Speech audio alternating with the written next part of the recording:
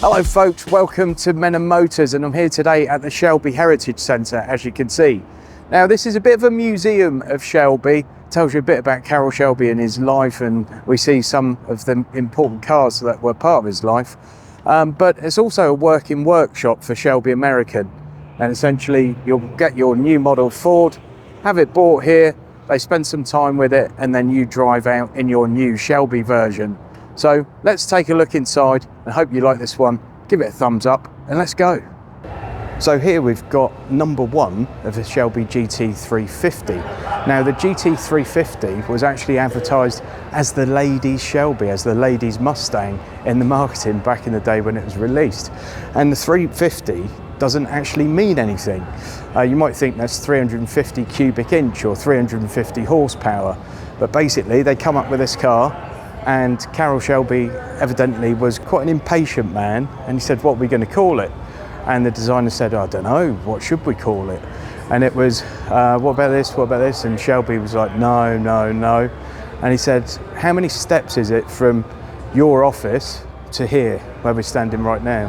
And the guy said, I don't know, maybe 350? And he said, there you go, Shelby GT350. And that's how it's got its name. So if you thought this was a 350 horsepower car, you were wrong. Look at this one, folks, prototype model of the GT500 Super Snake. I mean, what a car this thing is. Obviously iconic paint job, the white with the stripes going down the middle, and just a beautiful car. As I'm speaking, we'll show you this interior. As you can see, this has got a fire extinguisher in it. Very, very classic design. Looks absolutely amazing. Every inch of this car just says performance and style. I love it. Of course, it all began with Shelby, with the Cobra, like the one we see here. And there's quite an interesting story with that. When Shelby put together the first Cobra, he took it to car events all around the world and had the car photographed for brochures and all the rest of it. And every time he turned up with a different colour car. He didn't quite have the budget to produce all those cars, enough to fill a brochure or to debut a different one at various shows. So basically he had one car that just constantly got repainted.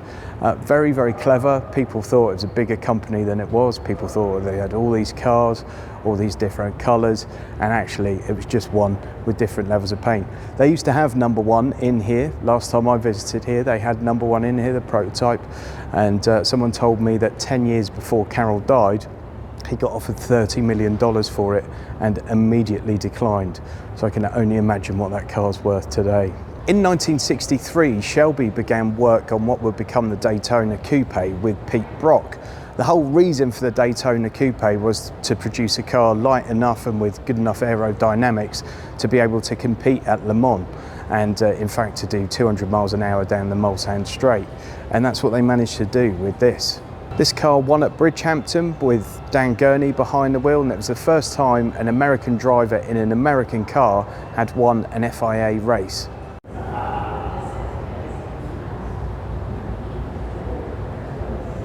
In 1965, Shelby moved over to a facility at Los Angeles International Airport, and it started work on the GT40 for Ford in their attempt to actually go and win at Le Mans.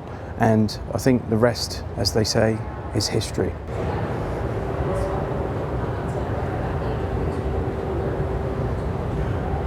And if you've seen that movie, this appears in pretty much the first scene with Carroll Shelby driving it along. It's an Aston Martin, but underneath it's not, spoiler alert. But yeah, that's actually used in the movie and it's in the first scene. This is a very special Cobra here. This was Carroll Shelby's last Cobra. So it's a car that holds a special place in the hearts of the people that work here. He had this at 88 years old, obviously just a few years before he passed away.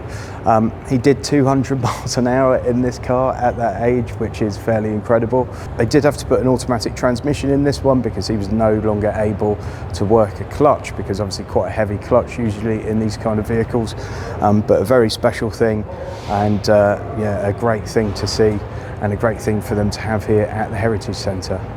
In 2011, Shelby began development of what would become the most powerful Mustang ever. This would be the Shelby 1000 with 1100 brake horsepower. Carroll himself was closely involved in the R&D of this car, and really quite a special thing.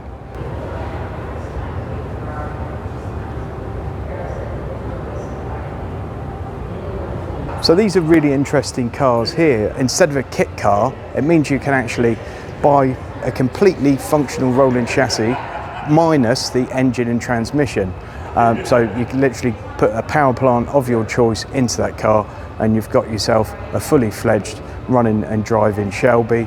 You can do what you want with the finish. They come like this, which I think looks amazing as it is.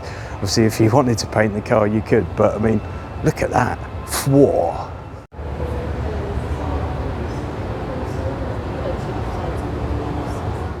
Here you can see the Cobra example of one of these amazing cars. They're called continuation cars.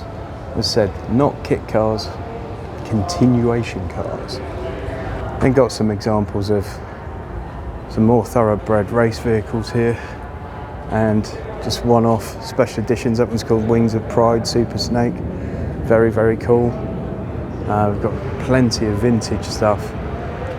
If you're in any way interested in Ford performance cars or in Shelby or the story of Shelby, you know, this is a man that went from being a trainee fighter pilot, had heart condition, so went to start training fighter pilots, to being one of the most successful, one of the most influential car designers, producers in the world, who designed a car that went and won Le Mans, you know, against all the odds, up against Ferrari.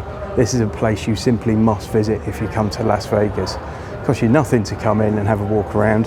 They do great guided tours here as well, where they've got lots of information for you on the vehicles, and the actual gift shop is probably one of the coolest ones I've ever visited in my life. I'm also going to show you now the workshop. Obviously, as I said at the start, you can just get your production Ford and have it booked in at Shelby. The cars come in here for a number of weeks. They're booked up several weeks in advance, I think about 12 or 16 weeks in advance. Your car comes in here for several weeks into a bay, and they will put any option on the vehicle that you've chosen. They have various packages, but anything custom can be done as well. They've got highly skilled guys. Really interesting thing here is that the workshop actually runs 4 AM until 2 PM Monday to Thursday. On a Friday, the staff can come in and finish up any bits and bobs they want, do a bit of overtime. But Saturdays and Sundays, they're absolutely not allowed in, because Carroll Shelby said that weekends are for families. And I think that's a really nice thing in this day and age, particularly in the US, where people seem to work extremely long hours. And there are just so many cool classic Mustangs in here, and you know, one-off, very, very special cars. An amazing place. Folks, hope you've enjoyed this one, and if you're into all things Ford, go and check out this video over here where we show you something very special from the LA Auto Show 2023 that was just a few days ago at the time of recording this, and go and check that one out for yet more from Ford at the LA Auto Show. Thanks for watching, see you on the next one.